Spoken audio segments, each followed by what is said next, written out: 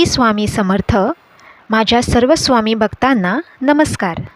श्री वटवृक्ष स्वामी समर्थ मंदिर, अक्कलकोट येथील श्री वटवृक्ष स्वामी समर्थ मंदिर हे भगवान दत्तात्रयाचे तिसरे पूर्व अवतार श्री स्वामी समर्थ महाराजांचे मुख्य निवास आणि तपोभूमी आहे।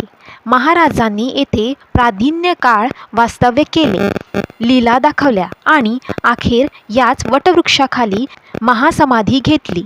अक्कलकोटमध्ये आल्यावर स्वामी महाराज सुरुवातीला खंडोबाच्या देवळातील कट्ट्यावर स्थानापन्न झाले होते।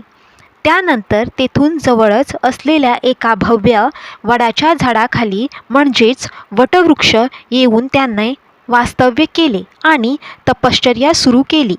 हा परिसर पुढे वटवृक्ष मंदिर म्हणून प्रसिद्ध झाला।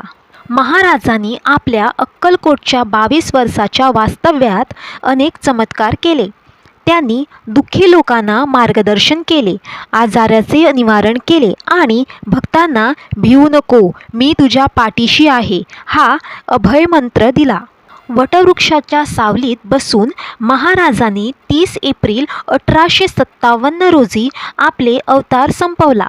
त्यानंतर त्याचे परम शिष्य चोळप्पा महाराज यांच्या इच्छेखातर त्यांची निवासस्थानाजवळ महाराजांनी समाधिस्थ करण्यात आले। माहिती आवडली असल्यास धन्यवाद। कमेंटमध्ये श्री स्वामी समर्थ लिहायला विसरू नका आणि अशा सुंदर व्हिडिओसाठी चॅनलला नक्की लाईक आणि सबस्क्राईब करा।